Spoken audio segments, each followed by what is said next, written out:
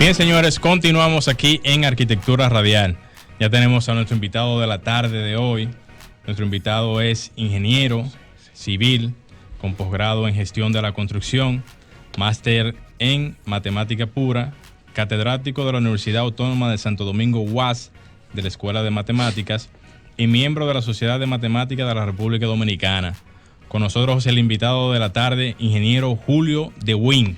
Gracias, muchas gracias. Comenzaron el interrogante con el apellido. Sí, yo creo que usted es primo de Nudia.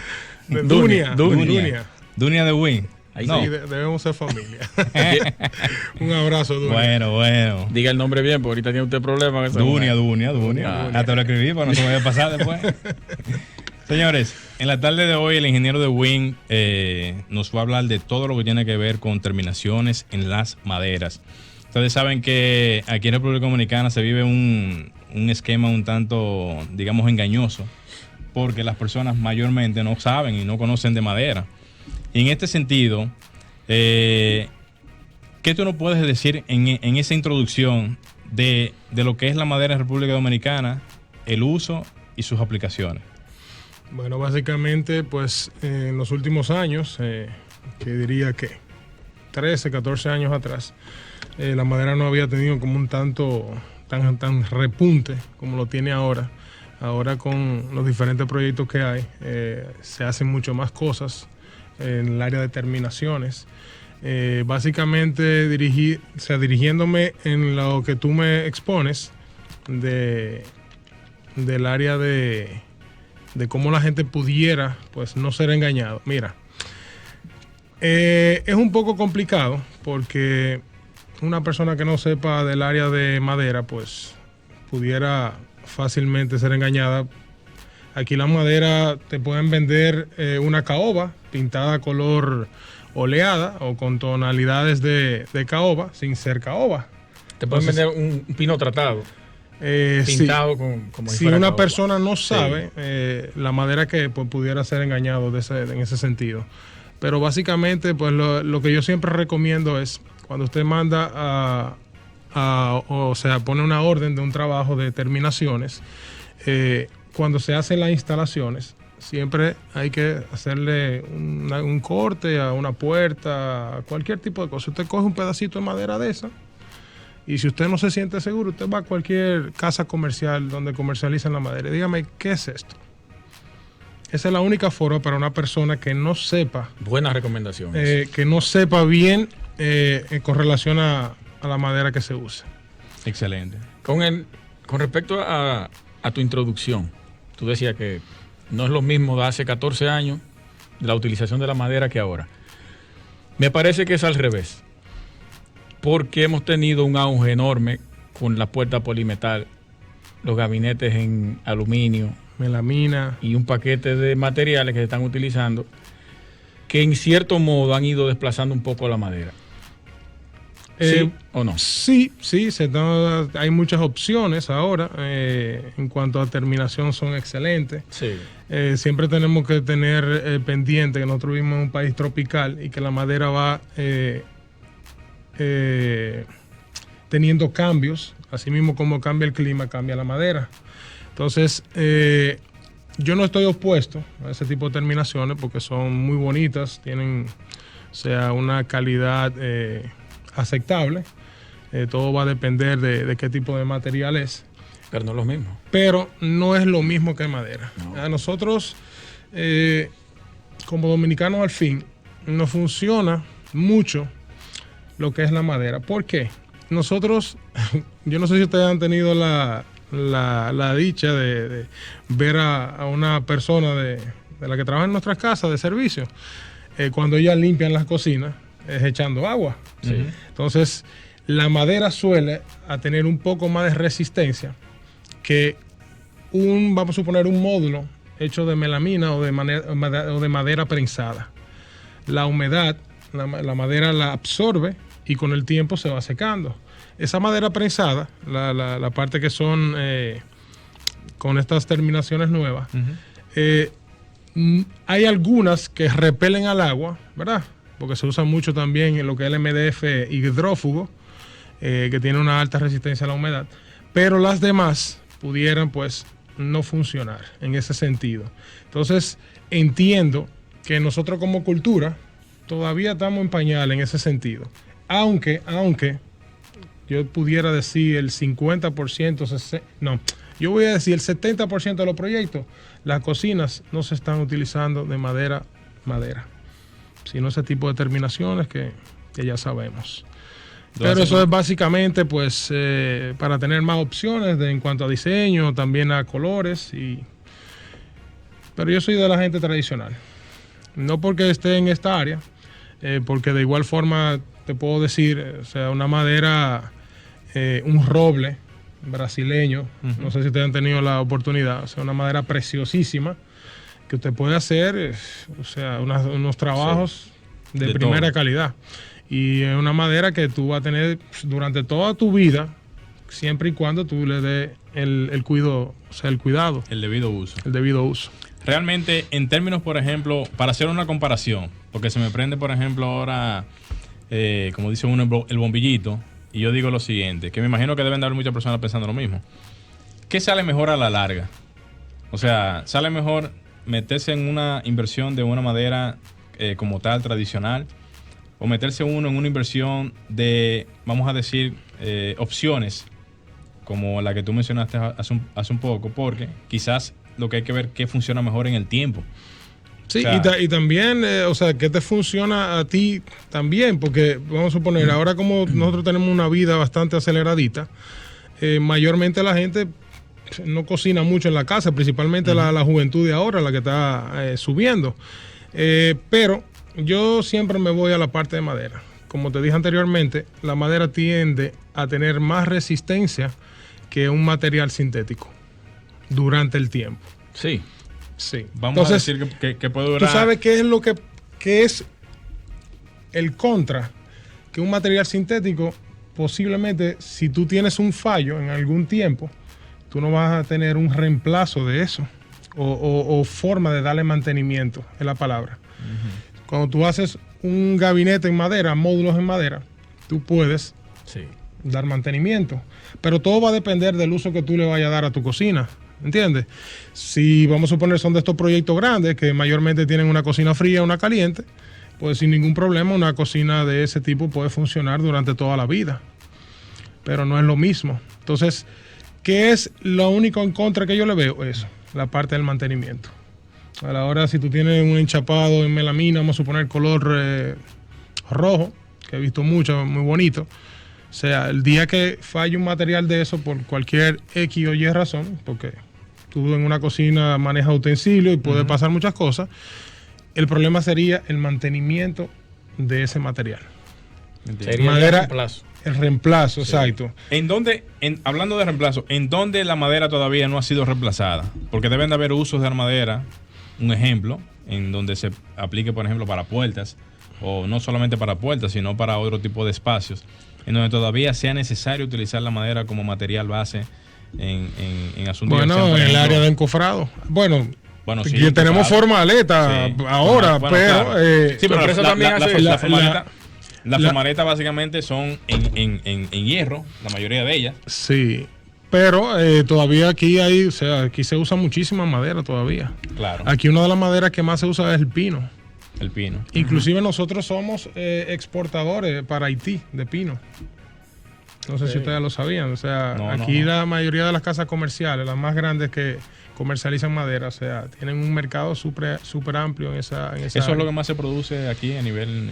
No como producción, sino como importación. Como importación, en ese caso. Porque todavía nosotros tenemos unas cuantas restricciones de hace ya un tiempo para acá, con relación a las maderas nativas de aquí, que eso todavía no está muy, no está muy claro comercial. Desde el punto de vista de la parte comercial. ¿Y ustedes también hacen ese trabajo de encofrado?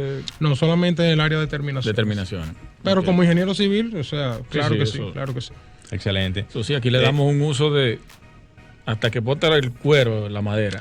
Sí, claro, exactamente. No, mira, en realidad, yo me pongo a pensar, por ejemplo, en eso, Julio, y justamente creo que en algún momento llegamos a conversar sobre eso, de que aquí personas que suelen trabajar la madera, primero lo hacen de manera irresponsable, la parte del ejercicio de hacer la madera, uno no puede encontrar realmente una forma de cómo la gente pueda responder ante tales o cuales proyectos, y más en el asunto que tiene que ver con la competencia, en este caso de presentación de propuestas, porque se suele dar el caso de que la gente te vende un producto, vamos a decir premium, vamos a decir una caoba terminada, pero se dan muchos trucos donde la persona, por ejemplo, reviste la caoba por fuera, se ve casi de caoba por fuera. Hay unas técnicas que le dan con pintura también, que pudieran asimilar un poco las vetas de las maderas, pero una persona que no sepa es un poco difícil de... Claro, entonces, por ejemplo, yo me pregunto lo siguiente, aparte de hacer una verificación tipo cortando un pequeño pedazo de eso, ¿qué pasa si una persona se topa con un escenario donde ve una puerta, quizás toda la cara exterior verdaderamente hecha en ese material, porque puede darse el caso, y toda la parte interior, vamos a decir el centro de la madera, por ejemplo una puerta, no sea así? Mayormente tú no para tú identificarlo, si es lo que quieres que te responda, siempre en el canto de la puerta, pero en la parte de arriba. ¿Por qué en la parte de arriba? En la parte de arriba no... O sea, no solemos... Cuando no se le da la terminación. Exactamente. Y tampoco cuando uno va a ajustar una puerta, siempre el canto de abajo y el de arriba son el que más uno pues maneja en cuanto para fines de corte. Para fines de corte. Y ajuste. Entonces ahí tú te puedes dar cuenta si la puerta tiene enchapado, si es enchapada o si es madera. Hay algunas que es un poco difícil de tú darte cuenta porque lo que hacen es, le hacen el esqueleto, la parte del centro, como está enchapada, pues es difícil de tú darte cuenta. Y ahí pueden ponerle cualquier otro tipo de material. No es que no funcione, porque, o sea, no vine aquí a decir que esa puerta no funciona, pero hay muchas opciones que se están utilizando y en la mayoría de los proyectos... No, que eso puede engañar a la gente. No, eso es lo que iba a decir justamente. Que hay que decirlo claro. Oigan, ¿qué es lo que pasa? El tema de poder... No, y antes de la pausa, ya para completar la idea, el tema de hablar justamente de eso es de que a veces se venden los proyectos de que son, por ejemplo, todo en caoba, por ejemplo, o todo en roble. Pudiera ser enchapada caoba, y que no sea pero en realidad que es muy la diferente, o sea, que es muy diferente la manera en cómo se vende un proyecto, mencionando todo completo de una manera y no como se supone que debe de ser. Exactamente. Entonces, señores, vamos a hacer una pausa y volvemos nuevamente. Estamos de vuelta en Arquitectura Radial. Recuerden, señores, llamarnos a los teléfonos 540-809-540-1065 a la cabina y escribirnos al WhatsApp al 809-802-3938. Ya se lo aprendió. Así es. Sí, muy bien, muy bien. Comentábamos fuera del aire, ingeniero, yo le decía que trabajo casi siempre por el tema de la economía y lo buena que pudiera salir esa madera, que es el pino tratado. ¿Qué le parece ese tipo de madera para interior, claro, no para interior? Básicamente, todo va a depender del tipo de terminación que tú vayas a dar y lo que tú andes buscando. La madera tiene algo complejo y es que tú tienes que trabajarla con un porcentaje de humedad. El pino suele muchas veces tener un alto porcentaje de humedad. Claro está, aquí te comercializan AD y KD. AD es que está al aire, seca al aire, y KD seca al horno. Entonces mi recomendación cuando trabajamos pino, porque es una madera bastante noble, ¿en qué sentido? Es que una madera que cuando tiene un porcentaje de humedad sufre unos cambios bastante drásticos a la hora que se va secando. Suele a rajarse. Entonces, si lo vamos a utilizar para el área de interiores, tenemos que tener siempre pendiente de que si vamos a trabajar, vamos a suponer pino tratado, sea seco al horno y que tenga un porcentaje de humedad aceptable, que pudiera ser, a mí me gustaría, así a mí, en las casas comercializadoras, uno siempre va a encontrar madera entre un 8 a un 12%, las que son secas al horno. A mí, o sea, todo va a depender, cuando yo hago, vamos a suponer, una compra de madera, si yo veo que el porcentaje está por arriba de un 12%, y vamos a suponer no tengo otra opción, o no encuentro otra que esté más seca, pues yo la trato de ponerla al sol 2 o 3 días, allá en mi compañía. Y entonces lo que hacemos es eso, tratar de secar lo más que se pueda la madera. Claro está, no se puede secar, sea muy drásticamente. El porcentaje tiene que ser entre un 8 y un 12%. Y todo va a depender del tipo de madera con la cual vamos a trabajar. Si es para pino, por experiencia, yo te digo a ti un 10% como mucho. ¿Y dónde cae ese rango? ¿Perdón? El tope de ese rango, ¿cuál es? El tope de rango de la humedad. Sí. Bueno, hay unos aparatitos digitales que tienen unas puntitas que tú la colocas en la madera y te dice el porcentaje de humedad. Eso. ¿Y lo no recomendable sería? Después de 12%, después que tenga un 12%, todo va a depender también de dónde tú vas a utilizar la madera. Sí. Si en el área exterior, vamos a suponer el pino, gazebos, pergolados y cualquier tipo de fachada de esas que se están usando ahora, no hay ningún problema con trabajarla entre un 12 y un 14. Pero yo no recomiendo o no les recomiendo 12% máximo. Yo tuve que cambiar unas tapas de gabinete porque se me abrieron Sí, estaba seguro unos muy días. húmeda. Ahora, sí. Y el pino es bastante peligroso para los trabajos de interiores y hay que tomar mucho en cuenta el porcentaje de humedad. ¿Peligroso en qué sentido? ¿Flamable? No. Peligroso. Bueno, la palabra es muy drástica la que usé. En realidad hay que tener mucho cuidado porque es una madera que cuando tiene mucha humedad y va secando, todas hacen eso, pero el pino lo hace todavía mucho más agresivo. Se raja de una forma bastante... Ahora, tú eres un experto en la materia, pero cualquier persona dentro del mundo, vamos a decir normal, que hay muchas personas por ahí en la calle que viven el día a día y desconocen todo esto, ¿cuáles serían, por ejemplo, los detalles, si se pueden decir así, de cómo tú visualizar en detalles en la madera para tú darte cuenta cuando es una madera que tiene algún aspecto? Bueno, digo aspecto porque tú no vas a llevar ningún tipo de detector de humedad ni nada por el estilo, pero ¿cuál sería el aspecto que uno debe de ver en la madera para uno darse cuenta de que esté en buenas condiciones? Vamos a partir, por ejemplo, de lo que es... como una persona común. Como una persona común, el pino. El pino, bueno, al tacto. Al tacto. Tú pudieras sentir... ¿Sí tratado en este caso? O sea, sí, puede ser cualquier madera. Al tacto, tú sabes que la madera tiene siempre un polvillo, por la misma procesos que pasan. Si tú le haces así, lo frota, y el polvillo, no se ve el polvo, no sale lo que es el polvito. ¿Cómo te digo? Cuando tú soplas, vamos a suponer una superficie que está empolvada, tú ves que se levanta todo. Se levanta un poquito. En la madera tú puedes utilizar eso. Si es una persona que no sepa mucho y frotas la madera, y si tú ves que las virutas, de polvo, se quedan ahí, y tú entiendes que como que no se te están ensuciando las manos, ese tiene mucho porcentaje de humedad. Te puedes dar cuenta por eso.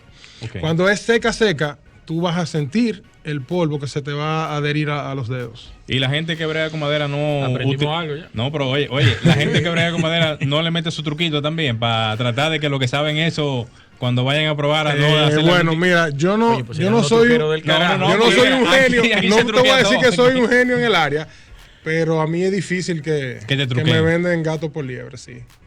Porque es lamentable que en nuestro país tengamos ese tipo de situaciones. No, pero bueno ponerlo en conocimiento, porque tú sabes por qué te hice la introducción de la pregunta, porque me voy ahora a la parte de encofrado. Aquí se utiliza mucho la madera para la construcción. Sí.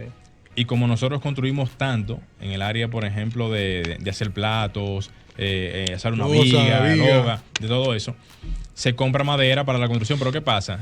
La madera recibe mucho calor, recibe mucha humedad, pasa por varios procesos, porque después que tú vas a hacer una viga y una losa, tú tienes que desencofrarla, obviamente, y reutilizarla. No se le da el trato que debería dar. Entonces, ¿qué trato se le debe de dar a la madera en el proceso de encofrado y desencofrado? Esa es una. ¿Y qué tiempo dura la madera en cuanto a usos? Por ejemplo, una madera te debe durar, por ejemplo, 10 vaciados, por ponerte un ejemplo. O 20 vaciados. Un ejemplo. Mira, todo va a depender del posuso. No el posuso, sino tú vacías hoy. Ajá. Y todo va a depender. Cuando tú desencofras, todo va a depender el uso o dónde tú vas a colocar esa madera. Ok. Porque no es tanto, vamos a suponer, el problema de que el agua, que el cemento, no es tanto eso. sino más bien donde nosotros colocamos la madera una vez nosotros desencoframos todo lo que es una losa. Vamos a decir, ¿dónde tú la guardas? Exactamente. Tiene que ser un lugar que no tenga humedad porque se supone que la madera ya está húmeda. Salió de ahí. Y sale de ahí y que no sea un lugar que esté húmedo, ¿verdad? Pero ¿qué también sucede? Mira, si tú me preguntas a mí, yo tuviera una compañía de encofrado, yo le diera un tratamiento a la madera. Por ejemplo. Porque se supone que, o sea, yo tengo mi equipo y no, me gustaría que la madera tenga una vida útil más larga, prolongada. Porque es un dinero. Dígalo. Dígalo. Es un dinero que se gasta. Claro, lógico. Entonces, ¿qué yo haría? Yo pudiera invertir un dinerito que me va a salir durante a lo largo del tiempo, me va a salir a menos porque voy a utilizar la madera más. Barnizarla, pudiera ser una. Sería barnizarlas, barnizarlas las tapas, antes se le da un tratamiento, exactamente, pudiera darle un tratamiento para... Ahí tú eras la gente comprando barniz ahora. Los bichitos y eso, y para tú sellarle y protegerle un poco de lo que es la humedad y eso, pudieras barnizarla. Ustedes por casualidad no se han topado con dueños de equipo de madera. Ajá. Te encofran, vacían. El tiempo reglamentario son unos días. Ajá. Par de semana, 21, depende. Sí. Hay dueños de equipo que te quieren desmontar a los 10 días o antes porque tienen otro trabajo. Sí. Ok, tú le dices que no, eso es imposible. Te desmontan ese día correspondiente y de ahí se van a la otra construcción. Exacto. La madera no tiene descanso nunca. No, y ni siquiera tampoco puede hasta secarse. No tiene, no. Entonces, se trabajan porque pudieran decir no, porque estamos en un proyecto, eso lo da todo el dinero, eso no es nada.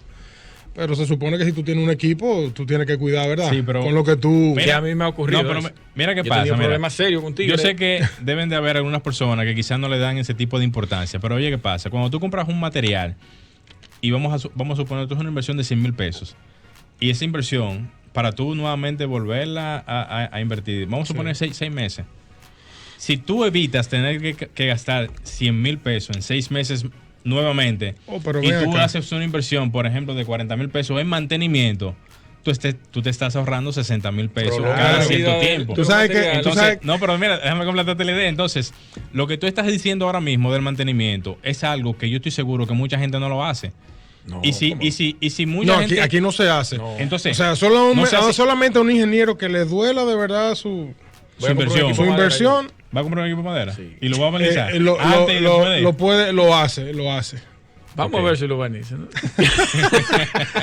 Pero tú le sacas de verdad lo que es el dinero, porque tú vas a tener más tiempo. Más tiempo de uso de la madera.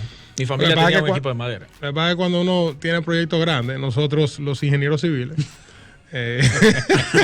Como que no. Eso no Monte eso en el camión y dale para el otro. No, mira, eso no es nada. Increíblemente, en madera, en cualquier proyecto, yo recuerdo, por ejemplo, ahora mismo, con todos los proyectos que se hicieron en educación, se compró mucha madera. Sí. Por 2 razones. Primero, porque los contratistas compraban sus maderas para sus usos. Y también porque a veces los subcontratistas que a veces se llevaban, porque tú puedes llevar un equipo de carpintería. Espérate, te vamos a juntar, por ejemplo, el trabajo de madera. Ellos pueden comprar su madera. Tú te quitas ese problema de encima. Pero muchos compraban su madera. Sí. Pero ¿qué pasa? Con el equipo. Tú te quedas con el equipo, pero tú te imaginas, por ejemplo, tú ahorrarte en el tiempo, después que tú haces una inversión de millones de pesos. Claro. Porque en esos proyectos de las escuelas, yo recuerdo que para tú comprar toda la madera que tú necesitas para hacer un plato, tú necesitabas mucha madera. Claro. Tanto para las vigas, columnas y todo lo demás. ¿Usted dice plato para que la gente lo entienda? Sí, plato, pero una losa. Pero el caso es que, imagínate que tú inviertas millones de pesos en comprar madera y que tú con un asunto de mantenimiento la puedas llevar a un tiempo de vida más largo. Claro. Tú te fácilmente estás ahorrando en la misma obra, reinvertir nuevamente, porque las obras a veces duraban hasta un año y pico. ¿Qué ingenieros que ustedes conozcan hacen eso? Ninguno. Ninguno. Bueno, pero se le está dando ahora mismo una idea bastante buena y válida, que quizás a veces por desconocimiento yo la desconocía. Yo también la desconocía. Desde ese punto de vista de aplicación la desconocía. Y yo me imagino que quizás mucha gente que lo están escuchando ahora mismo en este momento lo van a aplicar en el futuro. Se mandan para la ferretería. Ingeniero, deje su contacto porque me imagino que mucha gente va a estar interesada en los trabajos. Perfecto, mi teléfono es 809-326-2008. Ahí estamos a su orden para cualquier asesoría o orientación en cuanto al área de ebanistería y determinaciones. Ahí estamos a la orden. Bien, señores, solamente nos resta decirles que gracias por su sintonía. Estuvieron por aquí, entrevista. No, claro que sí. Debiéramos de traer por la invitación. Estuvieron aquí con ustedes Franklin Tiburcio en los controles, Luis Taveras y un servidor Gleiner Morel. Así que hasta la próxima. Y hasta aquí, Arquitectura Radial, con Luis Taveras y Gleiner.